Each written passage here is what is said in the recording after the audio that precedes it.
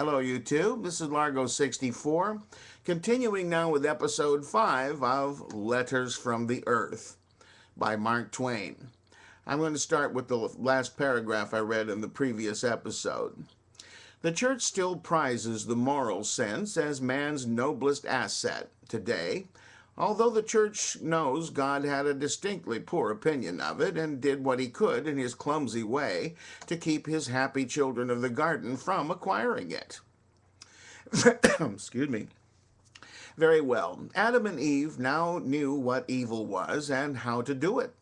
They knew how to do various kinds of wrong things, and among them one principal one, the one God had his mind on principally, that one was the art and mystery of sexual intercourse. To them it was a magnificent discovery, and they stopped idling around and turned their entire attention to it. Poor exultant young things. In the midst of one of these celebrations, they heard God walking among the bushes, which was an afternoon custom of his, and they were smitten with fright. Why? Because they were naked. They had not known it before. They had not minded it before. Neither had God.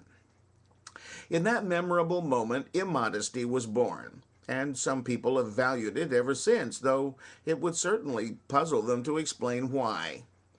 Adam and Eve entered the world naked and unashamed, naked and pure-minded, and no descendant of theirs has ever entered it otherwise. All have entered it naked, unashamed, and clean in mind. They have entered it modest. They had to acquire immodesty and the soiled mind. There was no other way to get it. A Christian mother's first duty is to soil her child's mind, and she does not neglect it. Her lad grows up to be a missionary and goes to the innocent savage and to the civilized Japanese and soils their minds, whereupon they adopt immodesty. They conceal their bodies. They stop bathing naked together. The convention miscalled modesty has no standard and cannot have one because it is opposed to nature and reason and is therefore an artificiality and subject to anyone's whim, anybody's diseased caprice. And so in India, the refined lady covers her face and breasts and leaves her legs naked from the hips down, while the refined European lady covers her legs and exposes her face and her breasts. In lands inhabited by the innocent savage, the refined European lady soon gets used to full-grown native stark nakedness and ceases to be offended by it. A highly cultivated French count and countess, unrelated to each other, who were marooned in their night clothes by shipwreck upon an uninhabited island in the 18th century, were soon naked, also ashamed, for a week. After that, their nakedness did not trouble them, and they soon ceased to think about it. You've never seen a person with clothes on? Oh, well, you haven't lost anything. To proceed with the biblical curiosities, naturally you will think the threat to punish Adam and Eve for disobeying was of course not carried out, since they did not create themselves, nor their natures, nor their impulses, nor their weaknesses, and hence were not properly subject to anyone's commands, and not responsible to anybody for their acts. It will surprise you to know that the threat was carried out. Adam and Eve were punished, and that crime finds apologists unto this day. The sentence of death was executed. As you perceive, the only person responsible for the couple's offense escaped, and not only escaped, but became the executioner of the innocent. In your country and mine, we should have the privilege of making fun of this kind of morality, but it would be unkind to do it here. Many of these people have the reasoning faculty, but no one uses it in religious matters. The best minds will tell you that when a man has begotten a child, he is morally bound to tenderly care for it, protect it from hurt, shield it from disease, clothe it, feed it, bear with its waywardness, lay no hand upon it save in kindness and for its own good, and never in any case inflict upon it a wanton cruelty. God's treatment of his earthly children every day and every night is the exact opposite of all that, yet Those best minds warmly justify these crimes, condone them, excuse them, and indignantly refuse to regard them as crimes at all when he commits them. Your country and mine is an interesting one, but there is nothing there that is half so interesting as the human mind. Very well. God banished Adam and Eve from the garden and eventually assassinated them, all for disobeying a command which he had no right to utter. But he didn't stop there, as you will see. He has one code of morals for himself and quite another for his children. He requires his children to deal justly and gently with offenders and forgive them 77 times, whereas he deals neither justly nor gently with anyone, and he did not forgive the ignorant and thoughtless first pair of juveniles even their first small offense, and say, "You may go free this time, and I will give you another chance."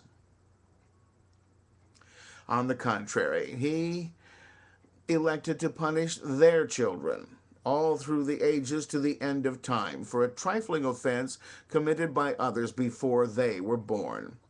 He's punishing them yet? In mild ways? No, in atrocious ones. You would not suppose that this kind of being gets many compliments. Undeceive yourself.